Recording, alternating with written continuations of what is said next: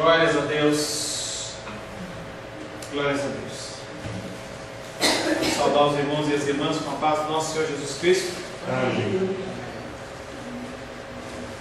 Estamos nesse primeiro período, tratando sobre oração. A pergunta que nós temos feito é se as orações mudam algo. E nós estamos dentro da prática da oração. Já falamos de adoração e estamos finalizando o tema de confissão. Semana passada nós falamos sobre atrição e contrição, termos não muito conhecidos. A atrição, o arrependimento, só relembrando, a atrição é aquele arrependimento falso, e nós demos como exemplo a criança quando ela apronta uma arte, e aí quando você vai dar uma palmada nela, não mamãe, desculpa, não me bate, que o objetivo é apenas sair da punição, coisas que nós fazemos com grande frequência. Para evitar a punição, a gente fala que não foi nada, que não aconteceu, que não está entendendo direito. Mas aí nós nos focamos mais na contrição, que é o verdadeiro arrependimento. E aí nós falamos também que somos todos pecadores e sabemos que compartilhamos a mesma culpa. E muitas vezes, por você ter essa certeza que você é pecador, você acaba gerando no teu coração uma comodidade. Uma comodidade no sentido de que todo mundo erra, todo mundo falha, todo mundo faz isso, todo mundo faz aquilo. Então eu também faço, é normal, não é nada normal. O problema é que hoje nós temos poucos ou não temos padrões humanos nos quais nós possamos nos espelhar. Hoje a gente não tem um grande evangelista, um grande homem de Deus que a gente possa olhar e falar assim, não, esse aí é a minha referência. Coisa que a gente tinha na igreja primitiva, quando a gente tinha nos séculos anteriores, e hoje as referências que nós temos são as referências da televisão, que são referências de pastores que estão muito mais preocupados em encher o bolso de dinheiro, ou ficarem ricos, ou ter a sua denominação em destaque, do que realmente fazer alguma coisa pelo povo de Deus, ou fazer alguma coisa pelo reino de Deus. As referências que nós temos, dentro em especial da mídia televisiva, são muito ruins. As pessoas, elas não são referências e acabam fazendo com que o nosso coração fique um coração mais endurecido em relação à contrição ou arrependimento verdadeiro. Nós falamos sobre o Salmo 51, na qual Davi, ele escreve logo após ter sido confrontado pelo profeta Natan em seu pecado de adultério com Batseba e também de assassinato do marido de Batseba. E naquele momento em que Natan o confronta, ele olha para Deus e fala, Deus, pequei contra ti somente. Ele não inventa desculpa, ele não dá nenhuma racionalização, mas ele vem escrevendo o Salmo 51, e nós lemos várias passagens, entre elas Salmo 51, verso 3 e 4, que nós já lemos. Pois eu conheço as minhas transgressões e o meu pecado está sempre diante de mim. Pequei contra ti e contra ti somente, e fiz o que é mal perante os teus olhos, de maneira que terás tido por justo no teu falar e no teu julgar. Além de ele se colocar como uma pessoa pecadora e que realmente errou, ele fala, Deus, o que o Senhor colocar de pena contra mim é pouco, porque realmente eu mereço. Ele entendeu o seu pecado, ele entendeu que ele tinha magoado o coração de Deus, que é isso que nós fazemos quando nós pecamos, quando nós vamos contra as suas leis, e ele fala, eu não mereço nada menos do que uma punição completa.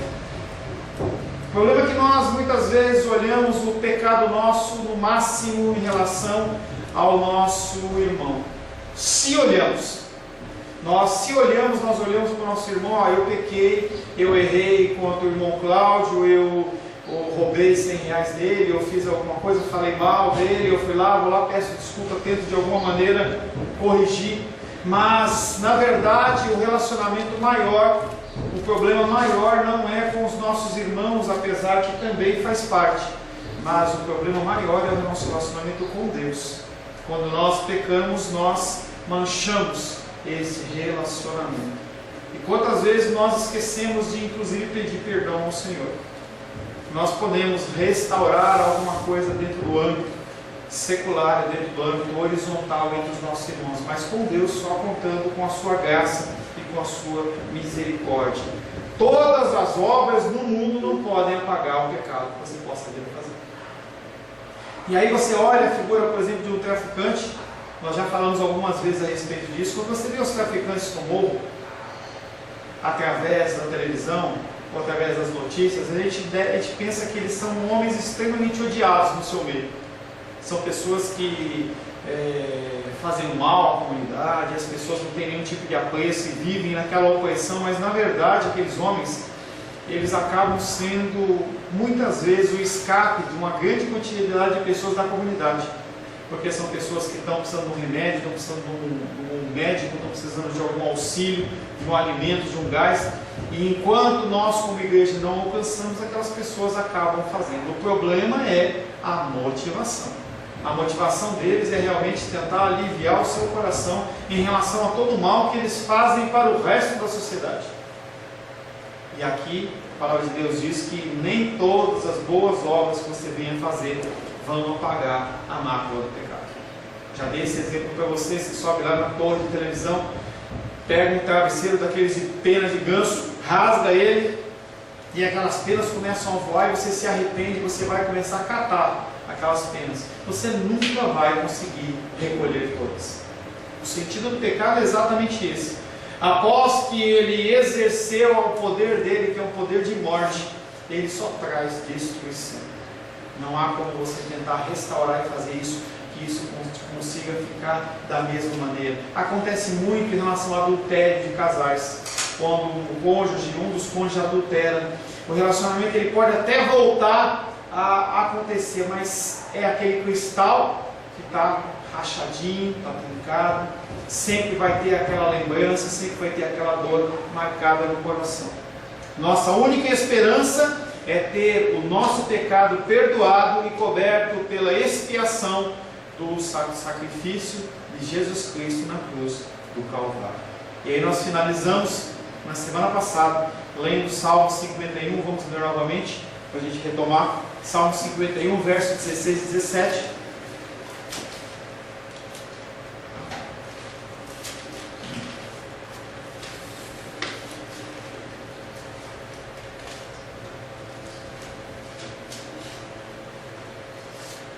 Salmo 51, verso 16 e 17.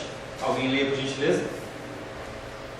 Pois não te comprares em seus sacrifícios, do contrário eu nos daria, e não te agradas de uma causa. Sacrifícios agradáveis a Deus são um espírito quebrantado, coração compungido e contrito, não o desprezarás a Deus. Na sequência, o Davi começa a analisar o que ele iria fazer para resolver o problema dele de pecado. E aí ele declara ao Senhor. Ele entende que Deus ele não é alimentado por sacrifícios, ele não é convencido através de atitudes externas, mas apenas atitudes internas do coração. No caso, o espírito é quebrantado e o coração contrito. Essas são as formas de você receber o perdão de Deus. Aqui, os pensamentos profundos de Davi, seu entendimento do que muitas pessoas do Antigo Testamento não compreenderam. Davi compreendeu e as pessoas não compreenderam. A oferta de sacrifícios no templo não tinha mérito para o pecador. Quando você traz uma oferta, ou naquela época, quando se trazia uma oferta, no sentido de você, entre aspas, pagar o seu pecado, aquilo não é um mérito para aquele que pecou. Ele não recebe um louro de vitória porque ele vai lá na frente e fala assim, eu pequei, não. Pelo contrário, é símbolo de vergonha. Hebreus capítulo 10, verso 1. Hebreus 10, 1.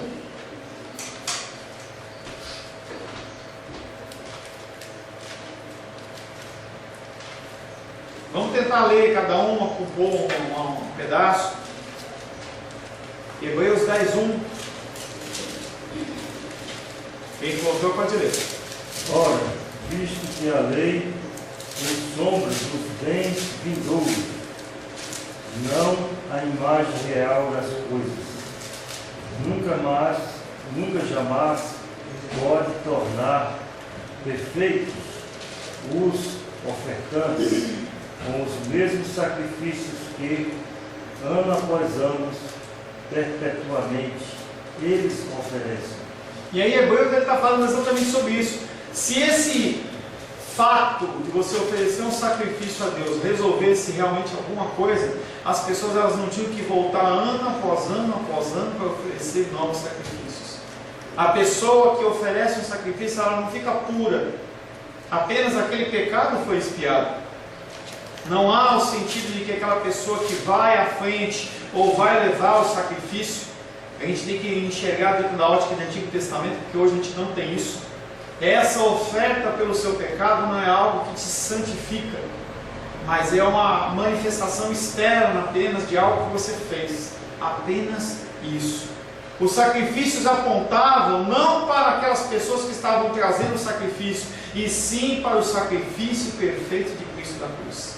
Era algo que apontava assim: olha gente, esses sacrifícios eles estão sendo oferecidos aqui como um pronto-socorro, como um band-aid, como uma medida assim, para mediar uma coisa, mas não resolve.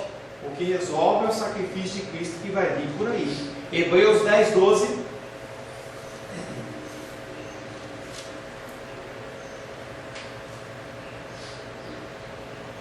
Jesus, porém, tendo oferecido para sempre um único sacrifício pelos pecados, assentou-se à destra de Deus. Não há mais sacrifício a você oferecer a Deus.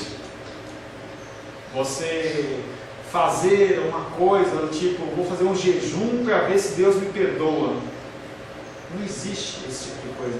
Vou de joelho até uma cidade qualquer para Deus me perdoar. Vou me martirizar, eu vou me bater. As pessoas, já comentei com vocês, por exemplo, lá no México, as pessoas elas se chicoteiam. Não há mais sacrifício a ser feito. O sacrifício já foi feito por Jesus Cristo. E é a dificuldade que o ser humano tem de receber o perdão pela graça. Eles acham que tem que dar algo em troca. Ou a pessoa está me entregando alguma coisa, eu tenho que dar algo em troca. Com Deus não há isso. É algo que você faz de graça. O que Ele quer de você? Espírito quebrantado. O que Ele quer de você? Coração contrito, um arrependimento verdadeiro. É isso que Ele espera de mim e espera de você. A expiação perfeita foi oferecida pelo Cordeiro, também perfeito e sem mancha. O sangue de touros e bodes não remove o pecado. O sangue de Jesus remove. Quando você se arrepende perante o Senhor, com o coração contrito, com o espírito quebrantado, se você pedir de novo perdão pelo mesmo pecado, o anjo vai lá no teu arquivo, procura o pecado. Cadê o pecado da Diene? Ela está confessando: não, esse pecado já foi perdoado, tem uma mancha de sangue vermelho, já foi perdoado. Você não tem que ficar pedindo perdão pelo mesmo pecado várias vezes. E às vezes a pessoa entra nesse tipo de pensamento porque ela acha que ela não é digna desse sacrifício. E não é mesmo. Mas nós temos que aceitá-lo. É um presente, uma graça de Deus. Muitas pessoas têm o seu pecado perdoado por Deus, mas elas mesmas não se perdoam. E elas ficam num ciclo de angústia, de amargura, querendo algo mais, e aí elas tentam uma justificação através do seu próprio sacrifício, o que não existe. Para nos aproveitarmos da expiação de Cristo e obtermos essa cobertura, precisamos nos achegar a Deus com o coração quebrantado e contrito. Os verdadeiros sacrifícios para Deus, conforme nós já lemos nos Salmos, é um espírito quebrantado e um coração contrito.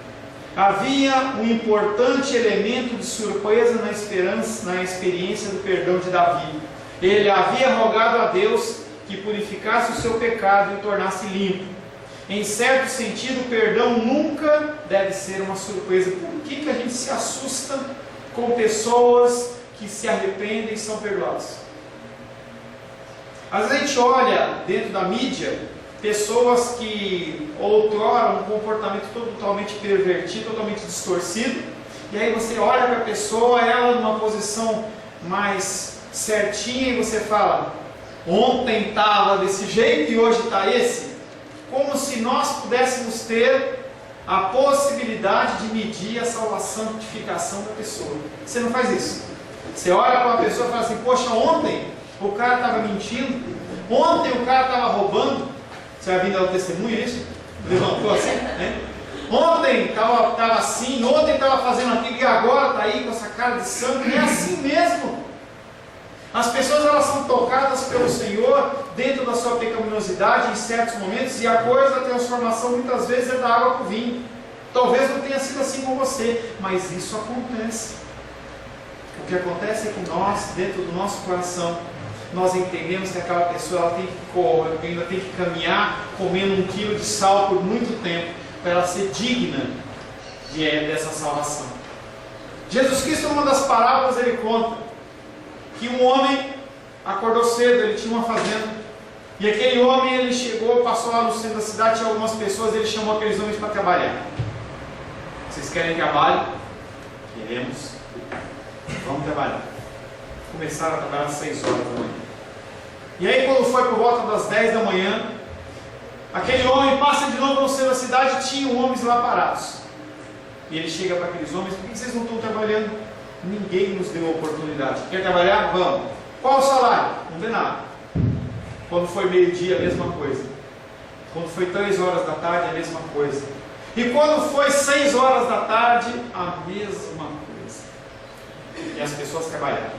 Na hora de pessoas receberem o salário, fizeram aquela fila, começando dos que começaram mais cedo, os que começaram por último. E aqueles homens pensaram: bom, como eu comecei a trabalhar às 6 horas, eu vou ganhar mais. E aí o Senhor vai dar 1 denário para ele. Aquele que tinha começado 10 horas, 1 denário. Aquele que começou meio-dia, 1 denário. Aquele que começou 3 horas da tarde, 1 denário. Aí o cara olha e fala: pô, aquele cara que trabalhou 1 hora só, das 6 às 7, ou das 5 às 6. O cara levanta e fala: não, peraí, está errado.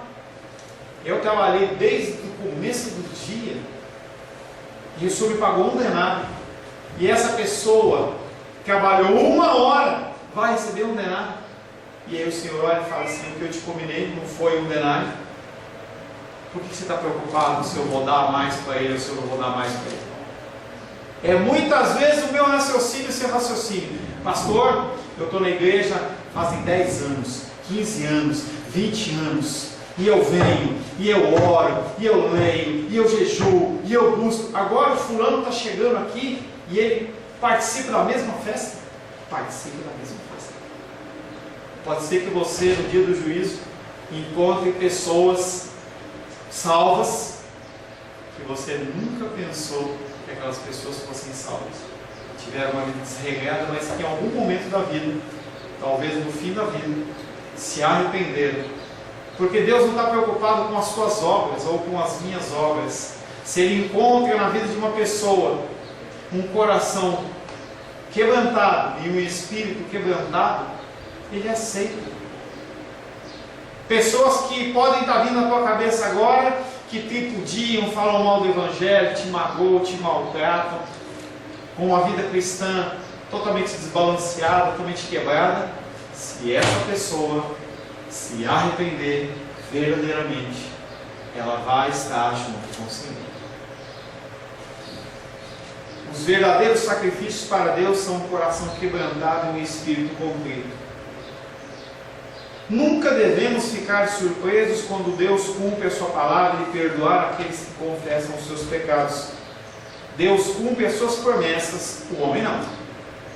Deus, Ele é o idealizador da aliança e nós somos os transgressores da aliança. Conta uma história que um homem ruim, numa cidade aí qualquer aí num país qualquer aí da América Latina, ele tinha sido pego, traficante, ladrão, assassino, estuprador, tudo que você tem imaginado de ruim. E aquele homem foi condenado à morte. E aí o pastor, o capelão daquela prisão, desde o momento que aquele homem chegou, ele ia para ele e falava assim: Jesus te ama, e eu também te amo. E aquele homem dava uma cuspada na cara dele.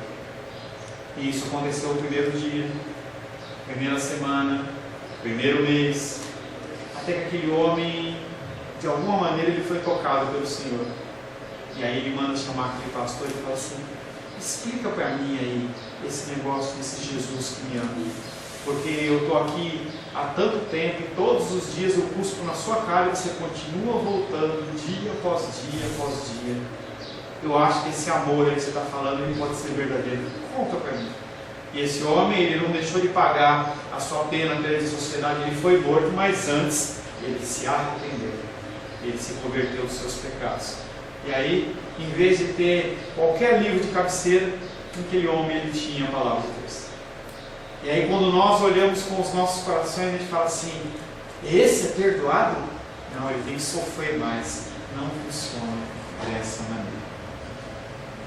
Nunca devemos ver a misericórdia de Deus e o perdão de Deus como uma obrigação, que é o outro lado da moeda. Deus, ele é misericordioso, isso é uma característica, é um atributo dele. Não tem como Deus não ser misericordioso.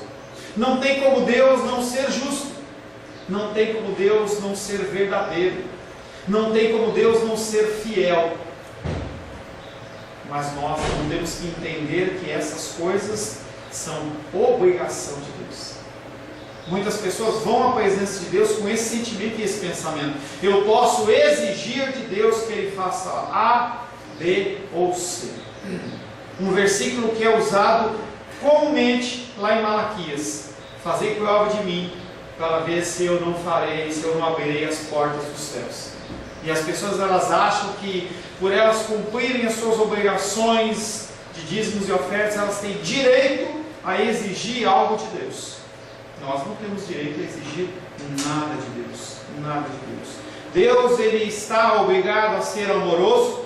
Ele está obrigado a nos conceder perdão e graça? Não. E por que ele faz? Porque faz parte dele. Tem coisas que fazem parte de você, em que as pessoas, elas te referenciam por adjetivos. São coisas naturais. Quando nós falamos de Deus, além de ter essas coisas no sentido natural, são coisas que são imutáveis. Porque a tua mansidão, ela pode mudar rapidamente por causa de uma lombada. A tua mansidão, ela pode mudar rapidamente porque alguém, na hora de você ver o seu programa de televisão, alguém está sentado no seu lugar sofá. Imagina tamanho pecado como esse. Você trabalhou, você teve o seu dia atarefado e você quer sentar no sofá e você quer ver um programa de televisão, mas fulano está sentado no seu lugar.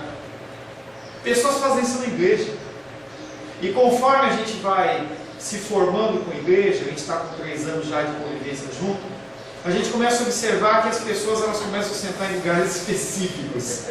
Não é? A Diene, ela senta nesse cantinho, e toda vez que ela senta aqui. A Etilene estava de viagem, ficava um buraquinho ali, ninguém sentava, mas sempre estava escrito assim na cadeirinha: Etilene. Irmão Cláudio senta no lugar dele, a titia senta lá. E aí, às vezes, as pessoas desavisadas chegam novas e elas sentam no meu lugar. Como essa pessoa não sabe que eu tenho direito ao meu lugar?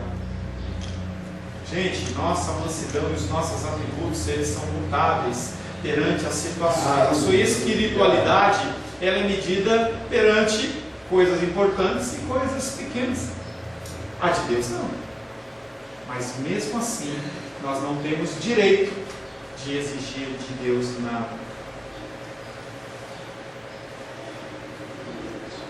Ninguém pode exigir que Deus seja misericordioso. Ele concede misericórdia apenas porque faz parte dele.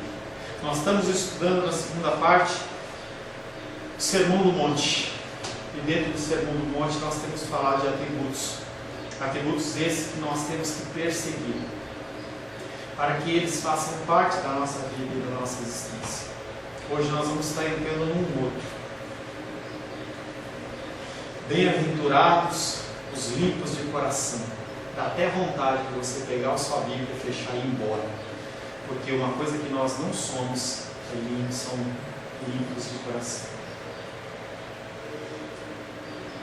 Falamos sobre adoração, falamos sobre confissão, e agora nós vamos falar sobre ações de graças. Como é chato você fazer um favor para alguém e a pessoa não falar para você, muito obrigado. Você pode até falar assim, eu não ligo, mas dentro do teu íntimo, muitas vezes, não todos, mas muitas vezes a gente fica assim, ele nem falou obrigado. Aconteceu isso comigo. Nem falou obrigado. Eu fiz isso, fiz aquilo outro, a pessoa nem sentiu falta. Isso acontece demais dentro do relacionamento humano. Tem uma música que é cantada que fala assim: eu não preciso ser reconhecido por ninguém, a minha glória é fazer com que conheçam a ti, que diminua eu. E aí a música continua. Que música bonita se fosse verdade. Nós queremos ser reconhecidos. Eu quero ser reconhecido. Eu como pastor, eu luto com isso. Isso é uma característica humana na qual eu como pastor, desculpa, eu também tenho. Eu também tenho. Quando eu chego de manhã, tem só 2 pessoas aqui, eu fico com o coração tão triste, mas é humano. É humano. Entendeu? É humano. Nós queremos ser reconhecidos. Você traz um bolo para a escola dominical.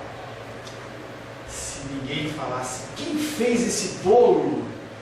Nossa, como esse bolo está gostoso. Você fala assim, poxa, eu trouxe o bolo, ninguém nem ligou, só comeram. Mas não é para comer. Essa é a característica do ser humano. Engraçado que em relação a Deus a gente não pensa assim. Ou em relação aos nossos irmãos a gente não pensa assim. Mas em relação a eu mesmo, eu tenho que ser agradecido. A pessoa tem que agradecer. Por quê? Os outros não, mas eu preciso. Ação de graças deve ser uma parte integral da nossa oração. E aí nós cantamos: quantas bênçãos diz e quantas são. Gente, se a gente for parar agora, não dá para ver que o relógio está com a bateria quebrada. 10 e 15. Se a gente começar um por um vir aqui para agradecer do horário que você acordou até agora, quanto tempo você acha que vai levar para todo mundo agradecer tudo que deve?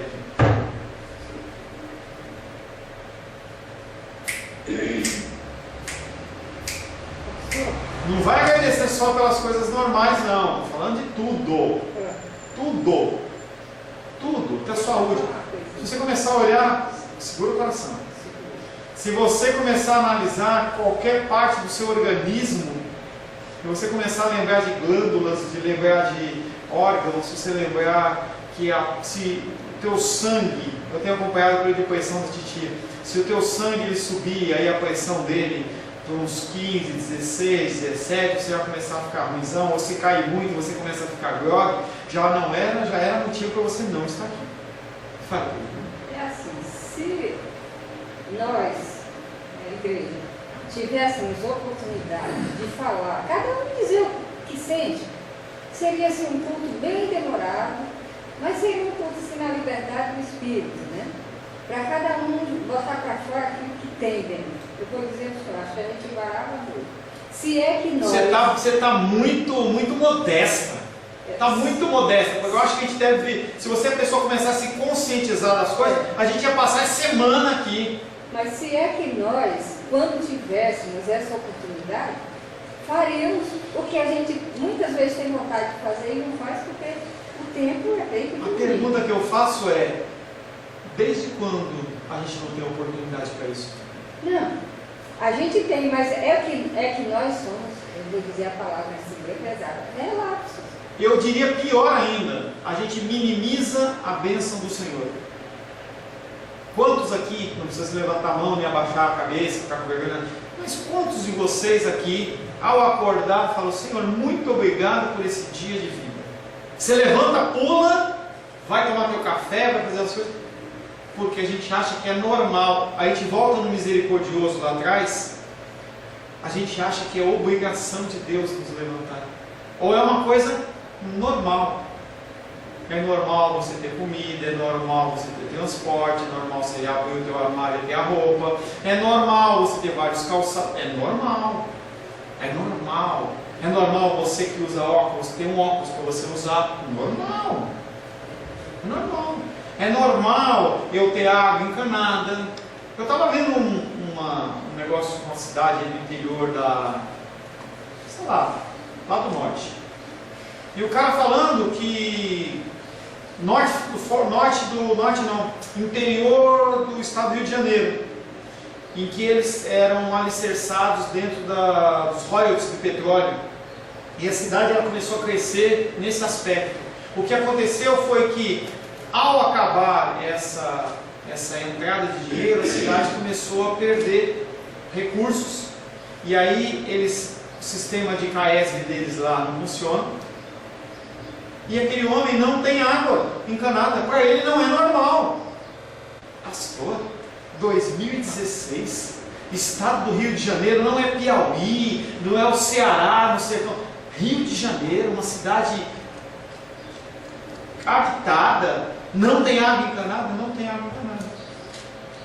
Mas a gente abre a nossa torneira para escovar dente e a gente não agradece por isso.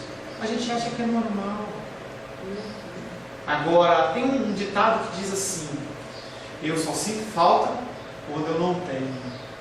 No caso de ente querido, em especial. Você convive com a pessoa todo dia, toda hora, todo momento, é normal. Quando a pessoa falta, aí você quer arrumar um túmulo, você quer levar flores no túmulo, você quer fazer um enterro gastando 50 mil reais. Por quê? Quando a pessoa estava em vida, você achou que era normal. Não é normal. A ação de graças tem que ser uma parte integral da oração. Deve estar ligada inseparavelmente às nossas petições. Petições essas que a gente sabe fazer. A gente não esquece de fazer petição. Tanto que eu não vou falar muito sobre petição, porque a gente sabe pedir, né? As Escrituras nos mandam que nós nos acheguemos a Deus e lhes apresentemos todas as nossas petições com ações de graças. Você pede com o coração agradecido. Pastor, mas eu não quero pedir, eu só quero agradecer. Está errado também. E eu tenho falado com algumas pessoas.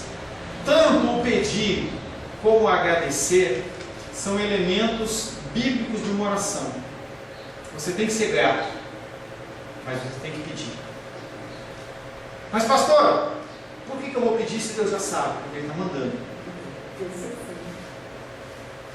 Se você não pede, você está dizendo para Deus que você não precisa dele, que você resolve a sua situação. Ah, mas eu pedi só uma vez. Deus ele fala para ser perseverante na oração. Eu tratei com as pessoas sobre isso, tá? Não estou trazendo a baila, não, mas pessoas estão ouvindo a gente e tem esse tipo de problema, eu tenho que falar de novo. A Bíblia nos exorta que nós temos que pedir, e temos que pedir com gratidão, porque o Senhor ele nos concede. Nós temos que pedir. Então é disso que eu gosto, é dessas aulas que eu não estou conseguindo me separar. Glória a Deus, mesmo lombada? Eu gosto. Ninguém está entendendo. A reclamação da querida foi que tem muita lombada e que ela vai mudar de igreja. Isso aqui é o dia a dia da gente. Que se você conseguir levar para casa isso, que é o que eu tenho procurado fazer todos os dias, é isso que é ser crente. É isso. Ele está ensinando o mínimo dos mínimos, que é o nosso dia a dia. Glória a Deus. Eu não gosto daquela lição, desculpa, pastor, que vai lá e esmiuça, um monte de coisa, quando tu sai dali tu não sabe nenhuma. Está falando para mim. Agora, isso aqui é dia a dia. E eu digo, feliz, desculpa, gente, tomei a palavra, feliz o homem, ó gente, não estou endeusando o pastor não, mas feliz o homem que tiver a oportunidade de aprender Bíblia com esse homem dele. Glória a Deus. Não se sinta envaidecido não. De jeito nenhum, tá Porque eu amarrado. sei que o Senhor é Eu vou ter que ajoelhar no milho hoje à tarde para poder acalmar o meu coração. Eu vi um antes que estava tomando aula com o Senhor, no dia eu quis dizer para ele, homem, aproveita isso o máximo que você puder, porque você está tendo aula com uma pessoa indicada para te ensinar a ser cristão. É isso. Glória a Deus. Depois desse momento Eu não posso ver, eu tenho que fechar as asas do pavão. Oh Deus, me perdoa. Nós temos que entender que tanto a petição como a ação de graça, elas são bíblicas. A falta de petição revela no teu coração uma soberba do seu coração, mesmo que você não consiga enxergar. Nós somos dependentes. Falava na aula, estava dando aula ontem em Braslândia, sobre o 7 de setembro, ao qual ele foi menos florido, porque o Sebastião não foi lá, ele disse que ia lá acordar às 6 da manhã, entendeu? Não foi. A Glenda chamou ele 6 horas da manhã e falou assim: vamos, eu estou morrendo de saudade daquilo, mas o Sebastião não conseguiu acordar. Um dia da independência do Brasil é uma coisa que revela. Será que nós, como cristãos, nós somos independentes também? Independência do Brasil. No que o Brasil é independente? No que eu e você somos independentes? Falava ontem para as pessoas: você é independente porque você tem um plano de saúde? Você é independente porque você tem uma aposentadoria? Você é independente porque você tem um seguro de carro da casa? Você é independente porque você tem uma gorda poupança guardada? Não estou dizendo que essas coisas elas são ruins. Algumas eu tenho e outras eu não tenho. Não são ruins. O problema é você alicerça a tua confiança nisso. Se você alicerça a sua confiança nisso, sinto lhe informar que é mais uma estatuazinha no teu altar de idolatria que você tem muitas. As pessoas elas confiam nisso. E aí, eu falei ontem e volto a falar aqui. Você sabia que as pessoas que mais evitam entregar dízimos e ofertas são as pessoas que têm tudo isso? Você sabia que as pessoas que têm todas essas coisas que eu citei e muitas outras garantias, quando a pessoa se depara com o dízimo que ela tem que entregar, ela pensa: se eu olhar para esse valor e tirar da minha conta, vai faltar para eu pagar o meu seguro de vida, o meu seguro de saúde, o meu seguro do carro, o seguro da casa, e com essas coisas eu não posso deixar de viver sem isso. As pessoas, quanto mais humildes são, quanto mais dependentes são de Deus, mais elas têm o coração aberto em relação à entrega de dízimos e ofertas. É tão interessante, porque revela no que o teu coração está preso. As pessoas elas conseguem separar dinheiro para diversas coisas que são totalmente justas. Viagens, cursos e toda sorte de coisas.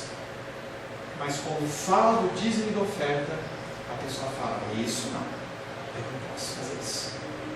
A pessoa confia muito mais nas coisas que ela levanta como ídolos do que qualquer outra coisa. E eu, como pastor, eu vejo isso, inclusive na nossa igreja. Eu não estou falando isso para te convencer, nem para te deixar sentidinho. Não é isso. Você precisa entender que a tua vida não está dependendo disso. Se eu fosse viver, eu, pastor Paulo, fosse viver perante as coisas que eu estou vendo, eu arrancava meus cabelos. É algo que eu falei há 2-3 meses atrás e eu volto a falar. Hoje a gente tem algo em torno de R$ 5.500 de dízimo e oferta, e nós temos 7 mil de gasto. E nós estamos consumindo a nossa poupança, o nosso arquivo. E eu olho para Deus e Deus simplesmente fala: continua caminhando.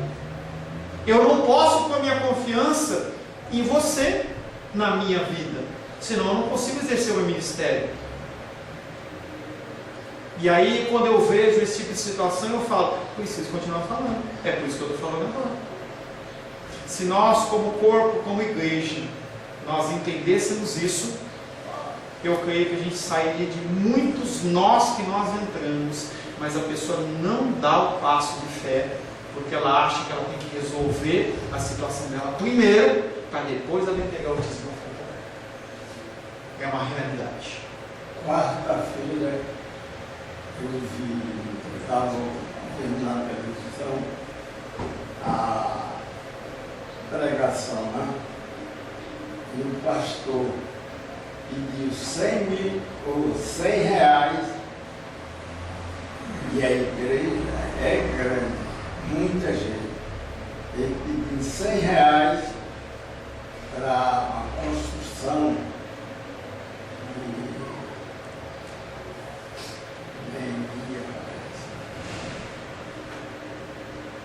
e que aqueles 100 reais seriam multiplicados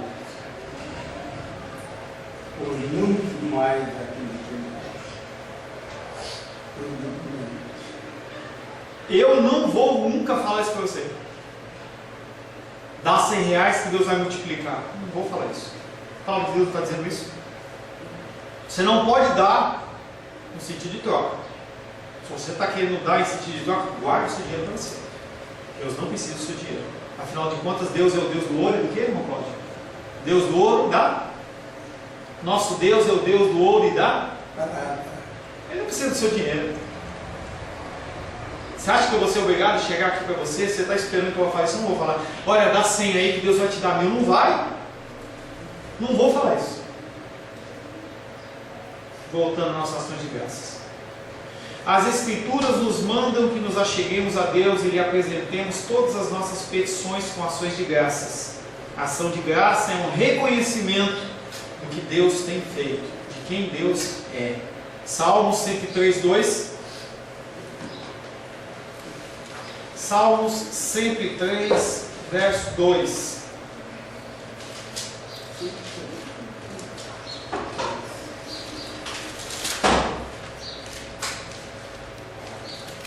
Nossa, eu não estou acompanhando o relógio, acabou a hora.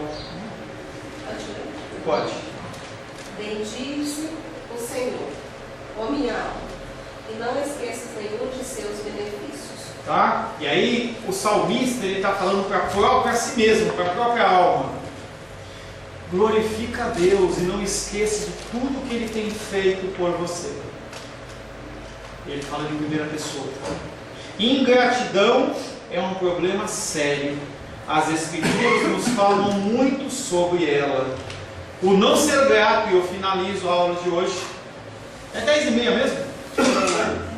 Eu finalizo a aula dizendo que a ingratidão, a falta de reconhecimento do que Deus tem feito na minha vida e na sua vida, é um sinônimo de pessoas que são apóstatas, pessoas que estão afastadas de Deus, e também de pessoas pagãs. Gratidão é um sinônimo de pessoas que são filhas de Deus. Feche seus olhos. Senhor, em nome de Jesus, queremos louvar, adorar e bendizer o Teu santo nome mais esta manhã. O Senhor, Pai querido, nos ensina através da Tua palavra a sermos, Pai, filhos e filhas em quem o Senhor tem prazer. Cabe a nós, tomando posse dessa responsabilidade, fazermos, Pai querido, tudo conforme o Teu querer e Tua vontade. A nossa carne, ela milita contra, Pai, o nosso ser, contra a nossa vontade. O que nós queremos fazer, nós não fazemos. O que nós não queremos fazer, segundo a Tua palavra, isso nós fazemos.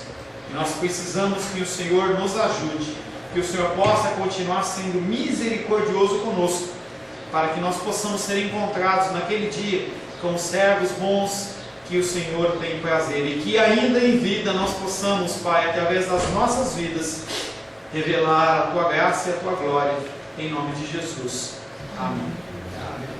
A paz seja convosco. Meu nome é Paulo César. Eu sou pastor da Igreja Cristã Semente de Vida, aqui em Brasília, Distrito Federal. Me alegro que a palavra tenha te alcançado. A palavra faz isso. Ela alcança as pessoas aonde quer que elas estejam. E você foi agraciado com esta palavra. Não que eu tenha nada especial a te dizer. A palavra ela é suficiente e ela usa quem ela quer. E eu me alegro por ter sido um canal para poder te abençoar. Mas eu quero te dizer que não basta você ser um ouvinte. Não basta ser uma pessoa que se alegra quando você ouve a palavra de Deus. A vida ela é feita de decisões. Se você está ouvindo essa palavra hoje, eu creio que o Espírito Santo tem um propósito especial com você.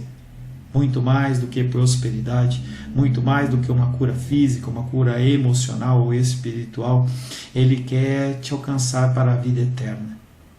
Nós investimos nosso tempo, nós investimos as nossas forças em coisas terrenas, mas o Senhor, Ele tem muito mais a oferecer. Ele tem sim para você a cura, Ele tem sim para você a prosperidade, mas Ele tem muito mais que isso. Submeta-se a um Deus que Ele é capaz de mudar e transformar a sua vida por completo. Creio que o Espírito Santo Ele é capaz de tocar o teu coração. Quero pedir que você curve a sua cabeça. Senhor, em nome de Jesus, coloco na tua presença essa vida que ouve esta ministração, que ouve esta palavra. Pai, eu não tenho capacitação nenhuma, mas o teu Espírito Ele é capaz sim de tocar nesta vida, gerar nela mudança, transformação, arrependimento, e que ela possa simplesmente bater no peito, convencendo-se que é pecadora e que precisa de um Deus salvador. Não há um caminho a ti, meu Deus, que não seja através de Cristo. E eu lhe peço, Pai querido, que você alcance essa vida e Ele possa sim tomar uma decisão pessoal pelo Senhor, em nome de Jesus. Amém. Amém, meu querido. Amém, minha querida. Fico contente que você esteja ouvindo essa ministração até o fim.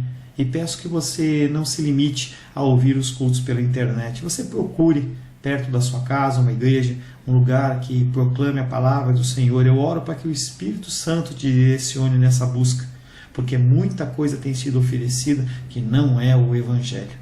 Eu abençoo a sua vida em nome de Jesus. Amém.